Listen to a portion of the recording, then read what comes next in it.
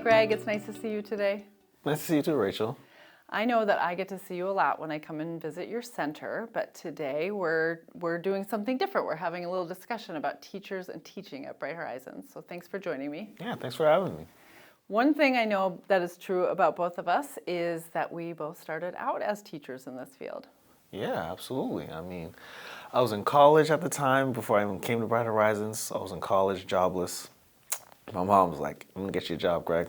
Found Bright Horizons, got me an interview, and I've been working here ever since. That's awesome. I still want to meet your mom. I've heard that story before, and I just love it. And I love that it turned out that she could see in you something about this kind of work, and that it turned out to be that she was right. I know, Mom knows the best. Yeah, lucky for all of us. And I started out as a teacher too. I actually, when I was 15, somehow my dad helped me find this job, but I was 15 years old and I worked at Hug-A-Bear Daycare, and I never thought I'd have to talk about it so much, but this is my origin story now in this field. But I would go after school and I would help kids wake up from nap time, and then I'd make them really fancy snacks. I was really into ordering snacks, and then I'd play with them until their parents picked them up. Then I went into youth services for a while, but when I was about 25, I came back into early childhood, and I have not been doing anything else with my life since then. So half my life at this point has been spent in early childhood. That's awesome. Yeah, it's been really great. And now my role at Bright Horizons is Chief Academic Officer, and your role is? Instructional Coach. And we get to do great work together. We do different kinds of work, but we get to do great work together. And the thing that we probably have most in common is that we are both supporting teachers. Yeah, absolutely. I mean, in terms of the framework for our curriculum here at Bright Horizons, Discovery-Driven Learning, it's a great way for teachers to really support the education of children, specifically with the different types of milestones and foundation that we have within our curriculum, which really, again, like I said, helps support the education of those children. Yeah. Yeah. Well, so teaching and teachers are so important to me, and I think about them a lot in my work. And I do a ton of research too. And one of the things I know is that in early childhood, we focus so much on what children learn. And that's very important. But pretty consequential to that learning is how teachers teach and how they show up for children. So in what you mentioned, the Discovery-Driven Learning Framework, it's our proprietary framework for teaching and learning at Bright Horizons. And so we designed it to think about what children learn, but also how teachers teach. And the very first, we say there's 6 components. Right. And the very first component we talk about is responsive and nurturing relationships. And I know you get how important that is.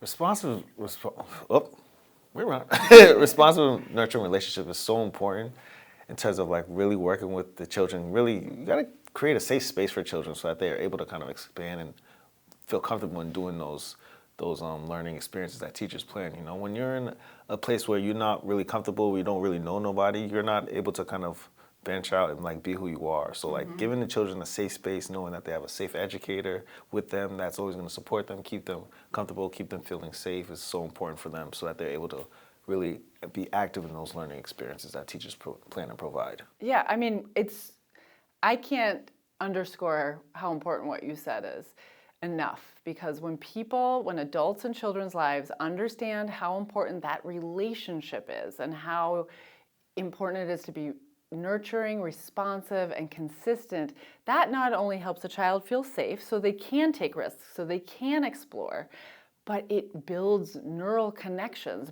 Children with that kind of relationship with adults have stronger brain development. It's amazing. So we often like to just skip right on over that stuff and say, oh, that's the nurturing kind of stuff to have. But that is the stuff that makes the biggest consequential difference for all of their outcomes.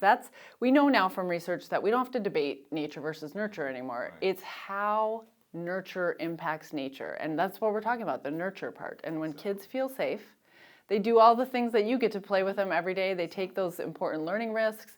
They feel confident in themselves. They're willing to explore, try new things. I love that no surprise that you understand that, but I love that you understand that, because so many people don't, and they just want to sit down and do the lessons and not understand that the learning comes from those responsive and nurturing relationships. Honestly, and I think you brought up a great point about the lessons, in terms of how teachers are implementing those curriculum and experiences, one of our foundations for discovery-driven learning is proven instructional method. And with proven instructional method, it's really how teachers how it's a proven instructional method, honestly, to really ensure that children are getting the experiences that really supports their development in terms of, their learning. Yeah. So that great segue into this other part of discovery-driven learning that is very much focused on teachers, and it is how they teach. Right. And this is something that was really important to me when we were creating discovery-driven learning, because a curriculum is important, but a curriculum is not all that is important. And so discovery-driven learning framework is inclusive of our curriculum, but not exclusive to it. And this method that we have for teaching young children is taken right from the science of early learning and brain development. And we took a look at what are the things that impact children's learning experience the most, and what are the teaching behaviors or the instructional behaviors that will get us to those outcomes. And contrary to a lot of popular belief, it is not sitting kids down on a rug, having them all be quiet and telling them information. Yeah, absolutely, I agree wholeheartedly. It's really about getting down, being engaging with the children, really figuring out what's their emerging interest and how can I reflect it in those experiences and activities. Yeah, we don't want kids just to know what everybody already knows. We want them to feel like they can problem solve, that they can contribute, that they can be innovative and creative and use their imagination. One of the things that we say a lot at Bright Horizons is, let's find out. So I actually say this in my personal life now all the time because it's such a handy phrase, but it came from this idea of a teacher should be a facilitator of children's learning experience, not a teller of information. So if children said to you, why are there stars? Maybe you know the answer, but even if you know the answer, a great thing to say to children is, let's find out. And then look at all that will happen as a result of that. A child asks you about the stars, let's find out. You take the time to do the research alongside with them, and then there's so much more invested. And when you come to that final product or that final idea, like understanding where the stars are, how they come about, the kids have that vested interest becomes such a monumental moment. Yeah, and what a cool thing. I mean, I've heard kids talk about so many cool things and tell me all sorts of interesting things because they learn it, because they're invested in it, and their teacher knows to facilitate that learning. Let's do some research on it. Let's do a project about it. Let's count. Let's add math. Let's add science. Let's add literacy into this thing that you're really excited about and see where it goes from there. Honestly, yeah. I mean, not too long ago, one of the kids was talking to me on the playground about termites because we had some ants on the playground. They're like, termites. One of the other kids like, termites could eat your house down. Like, can they? And one of the other kids like, yeah, they can, but I'm not too sure. So we ended up doing some research on it, looking on some of the approved Bright Horizon websites to kind of see how termites come around, what do they eat, how can they damage a house. It was a really kind of mini project that was really cool. Yeah, I mean, it is very cool because let's just stop and reflect on that for a minute, because if you go into a stereotypical education program that has themes that teachers come up with, you're not going to find termites. You might find bugs, maybe insects or something, but you're not going to find something that they're really interested in. And the other thing that you're bringing up that is one of our instructional methods is asking children, what do you know and what do you want to know? And that's where the project goes. That's where the exploration takes you. They feel empowered, they feel respected, they feel like they can contribute to the learning, and they can. So we're also empowering them to know that they are effective, that they can have autonomy, they can have agency, they can be the captain of their own ship, and they can think. We teach them to think, we teach them to learn. We don't want them to, again, just be knowers of stuff. We want them to take ownership of their knowledge, and I think it's so important for children to have autonomy. Yeah. That's such a great piece. Yep. And so if we have this teaching method that we train all of our teachers in, so it's very special to the way that we facilitate children's learning and discovery-driven learning. So we talked about responsive and nurturing relationships. And I want to come back to that for a minute, because one of the things that we have as part of responsive and nurturing relationships that I know you and I focus on a lot is this idea of something called prime times. So prime times is using every moment you have to build that relationship with young children. So teachers know, even when they're helping a child do something like put on their socks, they're building a powerful relationship. They can do math, counting, literacy, science, anything they want during that interaction with a young child, but they can also know that just building the relationship with that child and respecting that child is good early childhood teaching. Like you said, with prime times, you're able to build that relationship. You also get an opportunity to learn the child a lot better. Not every child is the good same. point, yeah. Every child is different, so you get better understanding of their temperament, who they are, what makes them tick, what makes them upset, what makes them sad, what makes them happy. So when those situations come about, you're able to meet that child where they need to be met. Yeah, such a good point. And then that dovetails so nicely into what we were just talking about with the proven instructional method.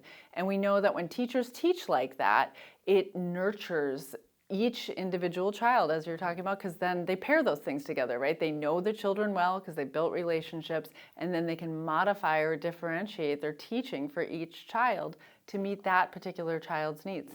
Right, absolutely.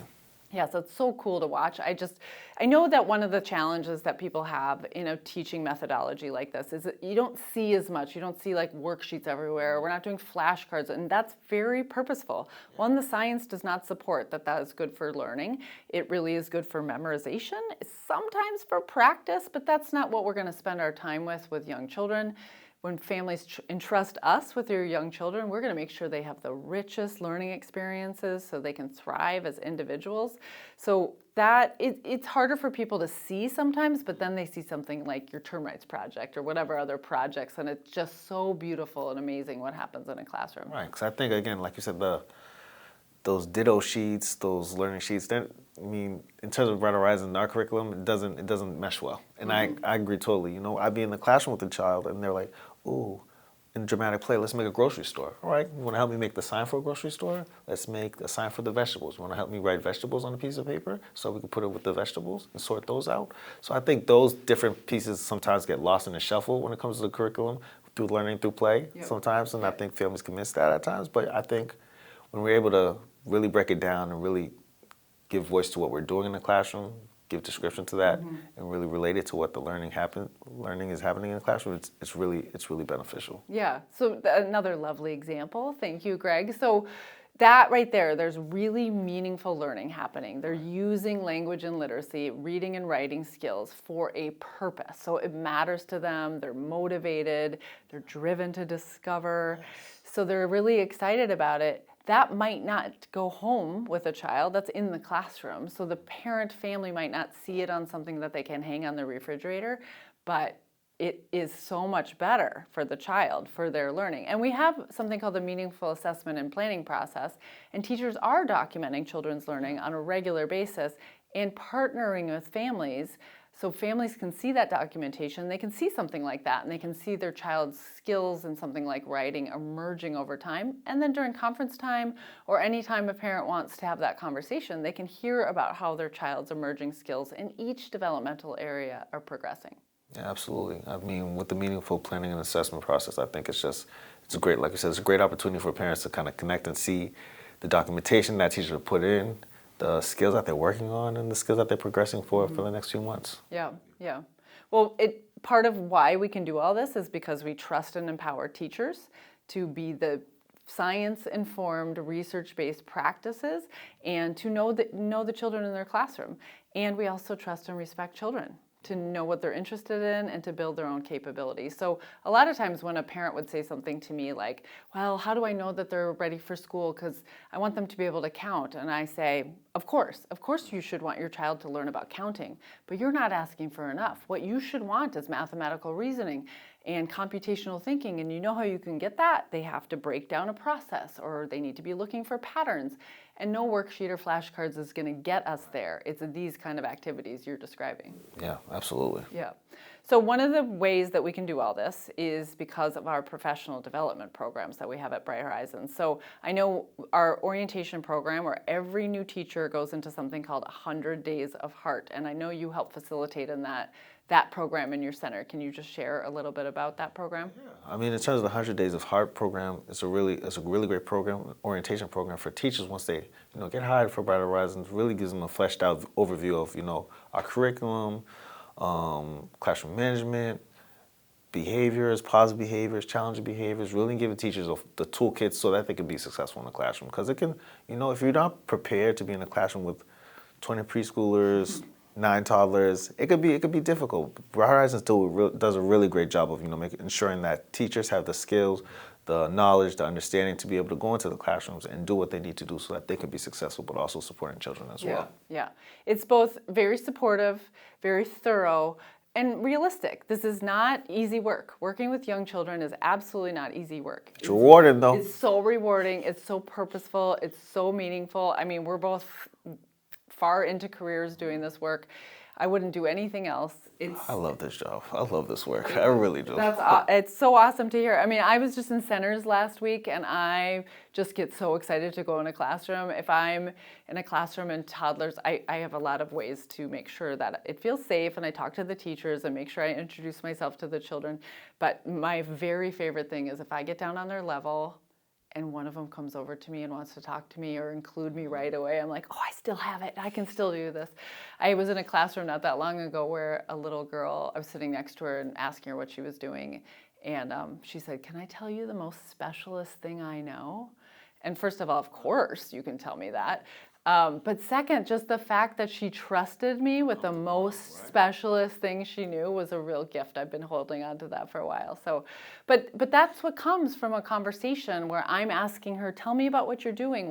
I'm asking her what she's thinking. I'm asking her what interests her. I'm not just quizzing her on what's right or wrong. I'm not trying to get her to do something that I want her to do. I'm asking her about what interests her. And those are the kinds of things that come out. I know for you every day, for me, just in those moments that I get to pop in and visit a center. Yeah, when I go into a classroom, those kids say, Mr. Gregg, they start, man, it just makes you feel good. Yeah. It feels good that they feel safe with you, but also feels good that they feel safe enough that they're able to, again, like I said, expand their learning in the classroom. Yeah. Well, and that comes from children having that secure relationship that we were talking about and feeling like they can flourish and take risks and all that. And that starts in that 100 Days of Heart program. So we know that we want to make sure that teachers know exactly what we expect at Bright Horizons. And we know and we hear from teachers that we have an elevated expectations of teachers. And we're okay with that because we know how important the work is and our method of doing the work is at an elevated level, but we offer so much to help them achieve that level and be supported as professional educators that can build a career. So we start with that 100 Days of Heart. So it's not just a one-week orientation program. It is 100 days of supporting someone as a new employee. And then after that, we have ongoing professional development. We actually win awards for our adult learning and training, and that's important to us because we want to make sure that the teacher education is as high quality and as informed by the research as what we do for young children. So we do all that in 100 Days of Heart, professional development days, staff meetings. We have certificate programs, but the other thing that we do that is very unique, and I'm so proud of all of us at Bright Horizons that we get to do this, is we give teachers free credentials, CDA, and college degrees. I mean, it's huge. It is, right? That's really huge. We get so many teachers coming to Bright Horizons knowing that we have just removed a major barrier for them. So early childhood is a career that a lot of people have a hard time going to college for, or it's a career they switch to later on after they've gone to college, or they dropped out, potentially haven't finished, or just for all sorts of reasons, just like any other career. And we say, come on over to Bright Horizons. We're going to do 100 Days of Heart. We're going to do professional development, but we're not going to stop there. We're going to help you professionalize yourself further, remove all these barriers, up front, 100%, books included, free college. It's a great deal. So when you tell new teachers about it, how do they react? I mean, they're surprised, really. I mean, free college education, that's amazing. It is. I've been in conversations where they say, well, it's not really a college degree. I'm like, no, it's a college degree. Well, I have to pay up front, right? Nope, we pay for it all. Well, what about how do I have to pay it back? Don't have to pay it back.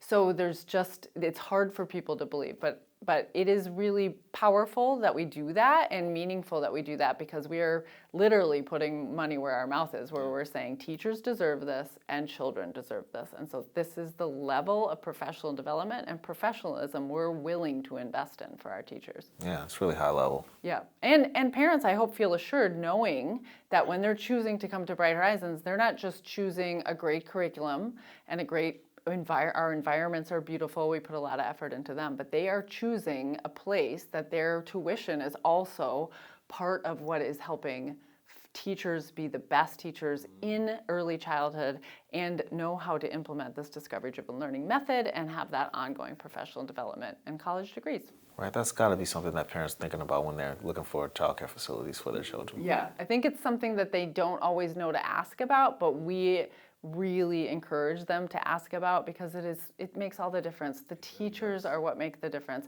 And we know that on our family surveys every year, over and over, families talk about the teachers are what make the difference for this early childhood experience. Because you could have the best curriculum in the world, but if you don't have the teacher who have the education to understand it, it's not gonna connect. Right. So we want teachers that know how to play and are happy to play. If I go in a classroom, and I know I've come into classrooms you've been in before and seen you doing this, if they are singing and they barely give me a second look and just keep going with that singing or down on the floor playing, but I can see them looking over here, checking on that child, and looking over here, checking on that child, and saying that positive, nurturing word to this child and asking that thinking question to this child all along while they're just playing and imagining and singing, I know we're doing great work with children. Yeah, honestly, and you brought up a point earlier about the curriculum, and if you don't have, you can have the greatest curriculum in the world, but if you don't have the teachers who can support and understand that curriculum, it's not going to connect for families and children. The teachers are the magic, right? The teaching method and the teachers themselves are the real magic that make a difference in the quality of early childhood experience and learning and just the overall program. Yeah, absolutely. Well, I feel like I could talk to you forever about this stuff, but I know we got to wrap this up. But thanks, Greg. Thanks for hanging out with me. Thanks for having me. Next time maybe we could have some coffee, Yeah. Okay. Good suggestion.